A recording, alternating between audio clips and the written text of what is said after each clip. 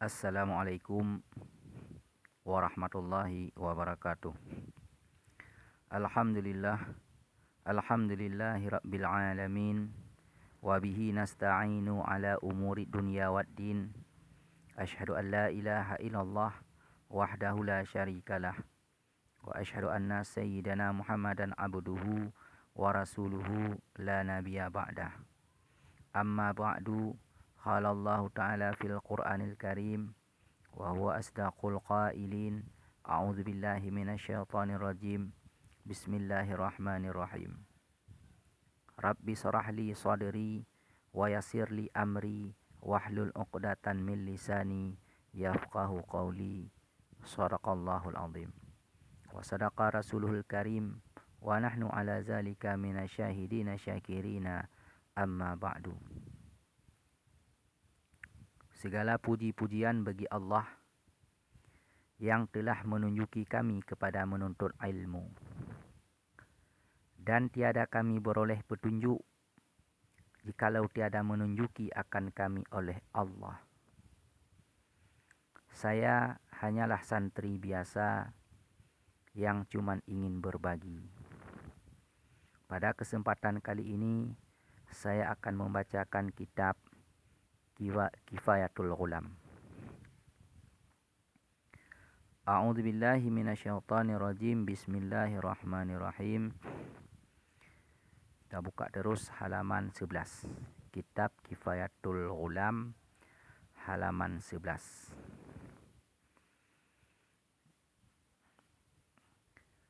A'udzu billahi minasyaitonir rajim. Bismillahirrahmanirrahim. Kemudian bermula segala rukun yang 13 itu terbahagi atas 3 bahagi.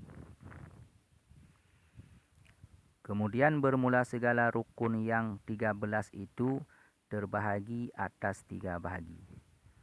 Jadi rukun salat menurut kitab Kifayatul Ghulam halaman 11 berjumlah 13. Jadi rukun salat yang 13 itu terbagi kepada 3 bahagi. Yang pertama rukun qalbi. Qaf, qalbi. Jangan kalbi. Kalau kalbi anjing. Kalau qalbi, qaf dengan qaf hati. Rukun hati. Kedua rukun qauli. Rukun qauli, rukun perkataan. Maksudnya dengan lisan. Dan yang ketiga rukun fi'li. Rukun fi'li adalah dengan rukun perbuatan. Yang pertama rukun qalbi, yang kedua rukun qauli, yang ketiga rukun fi'li. Adapun rukun qalbi itu 2 perkara.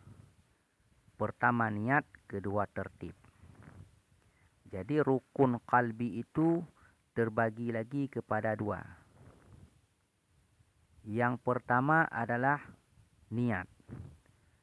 Jadi niat sewaktu kita masuk di dalam salat, kalau bahasa Arabnya usalli fardhu zuhri. Kalau bahasa dengan bahasa kita sendiri iaitu di dalam hati, sengaja saja aku salat fardhu zuhur. Saja aku salat fardhu zuhur. Saja aku salat fardhu zuhur, itulah 3 tu. Qasad, ta'rad, ta'yin. Qasad ialah saja aku. Ta'rad adalah fardu. Ta'yin menentukan. Zuhur, asar, maghrib, isya. Itu 3 itu dalam niat.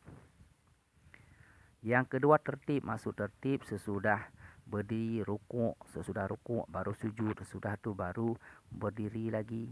Jangan sesudah takbir rukuk, sesudah rukuk baru berdiri lagi, udah tu baru sujud terus. Tidak tertib. Jadi rukun tertib itu adalah termasuk juga rukun hati. Rukun qalbi. Qaf, qalbi. Adapun rukun qauli itu 5 perkara. Jadi rukun qauli yang wajib kita hafal, yang wajib kita ketahui bila kita melaksanakan solat, 5 perkara. Sebab itu harus kita hafal. Rukun qalbi, rukun qauli, rukun fi'li. wajib kita ketahui supaya khusyuk solat kita. Berarti kita tahu ini saya sekarang berada di dalam rukun qalbi, niat. Ini sekarang saya berada di dalam rukun qauli. Sekarang saya berada di dalam rukun fi'li. Jadi supaya khusyuk solat kita. Makanya semua rukun itu harus kita hafal, yang 13 itu. Harus kita ketahui. Ini yang saya perbuat ini rukun apa.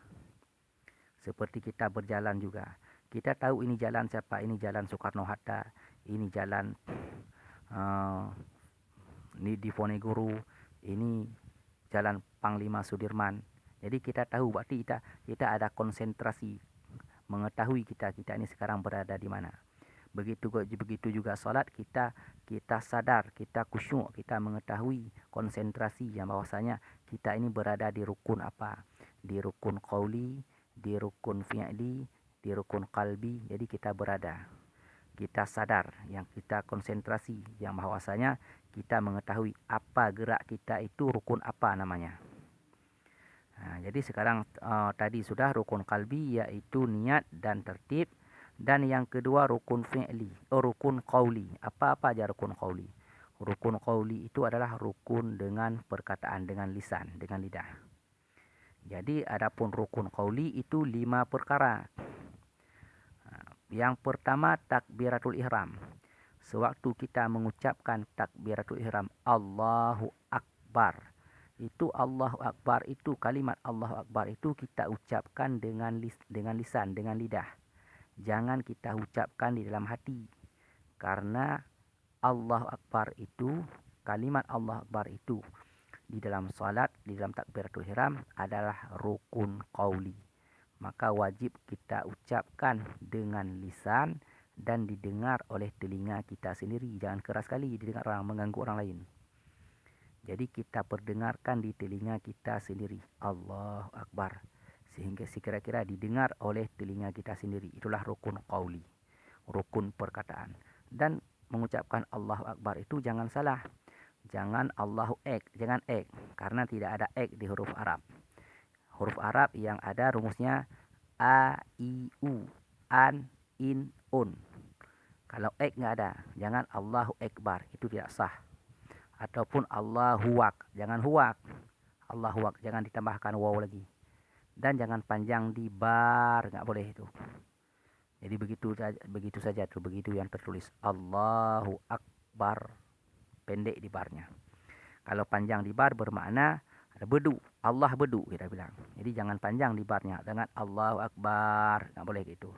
Ataupun jangan Allahu Wak. Kalau Allahu Wak itu udah lain pula makna, sudah bertambah waw lagi di antara Allah dan Akbar. Allahu Wak, kon huwak. Nah, jadi harus perhatikan, harus tahu makhraj huruf di saat kita takbiratul ihram mengucapkan Allahu Akbar. Dan yang kedua adalah membaca surah Al-Fatihah. Jadi membaca surah Al-Fatihah itu adalah rukun qauli, harus wajib diperdengarkan di telinga sendiri. Jangan membaca surah Al-Fatihah di dalam hati. Kalau di dalam hati itu tidak sah salat. Bismillahirrahmanirrahim. Alhamdulillahi rabbil alamin. Ar-Rahmanir-Rahim. Maliki yaumiddin. Iyyaka na'budu wa iyyaka nasta'in.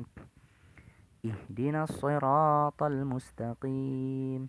Siratal ladzina an'amta 'alaihim ghairil maghdubi 'alaihim waladdallin. Begitu ukuran terdengar di telinga kita sendiri. Tapi kalau surat tidak apa-apa, karena itu bukanlah rukun qauli lagi. Surah Al-Fatihah saja harus diperdengarkan di telinga. Kalau surat nanti kalau seandainya kita berimam menjadi makmum, kita dengarkan aja bacaan imam. Karena kita dengar pun mendapatkan pahala. Membaca Al-Quran dan mendengar mendapat pahala. Itulah yang maksud mendengar, disitulah sesudah kita baca Fatihah, kita dengar ayat ataupun surat yang dibawa oleh imam. Tapi kalau surah Al-Fatihah wajib kita mengucapkan juga. Imam mengucapkan surah Al-Fatihah dan makmum juga wajib mengucapkan surah Al-Fatihah, karena Al-Fatihah adalah rukun qauli, rukun perkataan. Dan yang ketiga adalah membaca tahiyat akhir. sewaktu kita baca, sewaktu kita duduk tahiyat akhir, at-tahiyatul, jangan at-tahiyatul, at-tahiyya, tasdid antara ta tasdid, ya tasdid, at-tahiyatul mubarakatuh, itu harus pas, pendek panjangnya. Ba panjang, mubaraka, ka panjang juga, tu mubarakatus salawatut, tasdidnya harus ada juga. Kalau tidak ada, itu tidak sah salat. Hingga sampai salihin. At-tahiyyatul mubarakatus salawatut thayyibatu lillah. Assalamu alayka ayyuhan nabiyyu wa rahmatullahi wa barakatuh. Assalamu alayna wa ala ibadillahi salihin. Hingga di salihin. Itu adalah rukun qauli yang ketiga. Kemudian rukun qauli yang keempat. Rukun qauli yang keempat adalah membaca selawat akan Nabi di dalamnya tahiyat akhir. Kan ada Allahumma salli ala sayyidina Muhammad, sesudah ibadika salihin asyhadu an la ilaha illallah wa asyhadu anna Muhammad Rasulullah. Kemudian kita ucapkan Allahumma salli ala sayyidina Muhammad. Allahumma salli ala sayyidina Muhammad. Sampai di situ aja, Sayyidina Muhammad wa ala ali Sayyidina Muhammad, tidak lagi. Cuma sekitar itu aja, Allahumma shalli ala Sayyidina Muhammad. Itu adalah rukun qauli. Dan yang kelima adalah mana tadi? Dan keempat, membaca salawat akan Nabi SAW di dalam tahiyat akhir. Dan yang kelima, salam yang pertama. Assalamualaikum warahmatullah. Jangan assalamualaikum, mu itu enggak ada lagi. Dan harus ada pula alif. Jangan assalamualaikum, tidak boleh. Assalamualaikum tidak boleh. Harus ada alif, lam, sin. Alifnya. Assalamualaikum warahmatullah. Itu salam yang pertama, itu adalah rukun qauli, wajib diperdengar di telinga sendiri. Kita ulangi lagi, rukun qauli yang mana-mana tadi? Yang dikatakan rukun qauli di dalam kitab Kifayatul Ghulam halaman 11 ada 5 perkara. Yang pertama adalah takbiratul ihram, dan yang kedua membaca surat Al-Fatihah, dan yang ketiga membaca at-tahiyyatul tahiyat, yang keempat membaca selawat, yang kelima salam. Itu 5, itu adalah rukun qauli yang sewaktu kita ucapkan dengan lidah wajib kita perdengarkan di telinga sendiri. Kalau diucapkan di dalam hati, Al-Fatihah misalnya di dalam hati, ataupun tahiyat di dalam hati, ataupun salam di dalam hati, ataupun selawat di dalam hati, itu tidak sah salat. Karena itu adalah rukun qauli, rukun perkataan yang wajib didengar oleh telinga sendiri.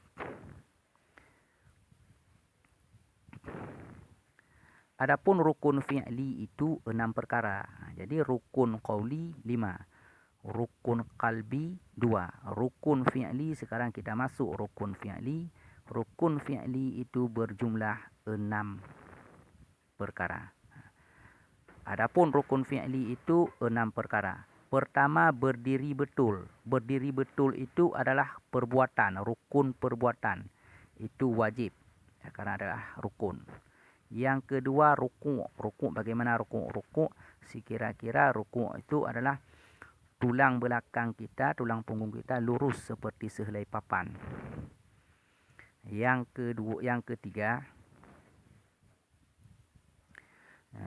ketiga adalah i'tidal. I'tidal itu bangkit daripada rukuk, harus berdiri tegak betul. Yang keempat adalah sujud. Bagaimana sujud telah juga saya jelaskan semuanya di masalah pengajian Ustaz Tengku Muhammad Syekhona di channel Ustaz Tengku Muhammad Syekhona. Perhatikan bagaimana keadaan rukuk, bagaimana i'tidal, bagaimana sujud, yang wajib dalam sujud bagaimana. Dan keempat sujud, dan yang kelima duduk antara dua sujud dan bagaimana cara duduk antara dua sujud, yaitu duduk iftirash. Bagaimana cara duduknya, yaitu duduk, kita duduki di atas telapak kaki kiri. Ya. Dan yang keenam duduk pada tahiyat akhir. Duduk pada tahiyat akhir iaitu adalah telapak kaki kiri kita keluarkan di bawah kaki kanan, iaitu kita duduk di atas sajadah langsung, kaki kiri kita keluarkan di sebelah kanan sedikit. Itu adalah duduk tahiyat akhir. Sudah juga saya jelaskan di channel ini juga. Kemudian maka bahagi di dalam duduk, itulah keenam, duduk pada tahiyat akhir. Itulah 6. Jadi rukun qauli 2, niat dan tertib. Rukun qalbi 5, yaitu takbir, kemudian membaca Fatihah, membaca tahiyat akhir, membaca selawat akan Nabi, dan yang kelima salam. Rukun fi'li 6 perkara. Pertama berdiri betul, kedua rukuk, dan yang ketiga i'tidal, yang keempat sujud, yang kelima duduk antara dua sujud, yang keenam duduk tahiyat akhir. Itulah rukun fi'li. Kemudian maka bahagi yang 3 itu hendaklah diketahui oleh orang yang sembahyang. Jadi yang 3 bahagi ini wajib diketahui oleh orang yang sembahyang akan segalian perbuatan lidah dan perbuatan anggota. Jadi hukum kita ketahui itu rukun yang 3 itu wajib. Dari rukun 13 terbagi kepada 3, yaitu rukun qalbi, rukun qauli, rukun fi'li. Jadi itu wajib kita ketahui supaya kita khusyuk dalam salat. Kita mengetahui bahwasanya kita ini sekarang berada waktu salat ini berada keadaan dalam rukun qauli. Rukun qauli berarti kita membaca surah Al-Fatihah misalnya harus didengarkan di hati. Kalau tidak sah. Makanya kita perbuatkan begitu. Kita perdengarkan, kita ucapkan dengan lidah sewaktu mengucapkan Alhamdulillah surah Al-Fatihah, dan kita perdengarkan sekira-kira terdengar oleh telinga diri kita sendiri.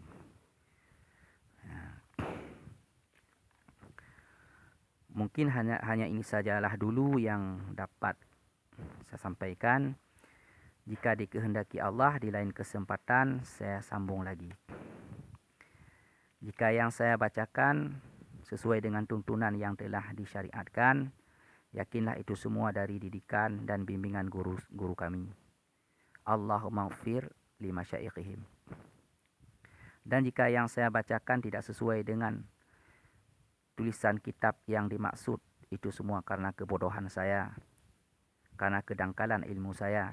Mungkin sewaktu dan belajar saya ketiduran ataupun tidak konsentrasi ataupun menghayal, sehingga apa yang diajarkan, apa yang dijelaskan oleh guru tidak dapat tercerna sepenuhnya oleh ingatan saya, sehingga saya salah dalam penyampaian, salah dalam membacakan tulisan kitab, dan salah juga dalam menjelaskan maksud-maksud dan keterangan-keterangannya. Dan harap diteliti kembali. Maklumlah saya masih dalam belajar, masih dalam menuntut ilmu. Atas kesalahan dan kesilapan, saya mohon dimaafkan. Saya akhiri. Subhanakallahumma wa bihamdika asyhadu an la ilaha illa anta astaghfiruka wa atubu ilaik. Assalamualaikum warahmatullahi wabarakatuh.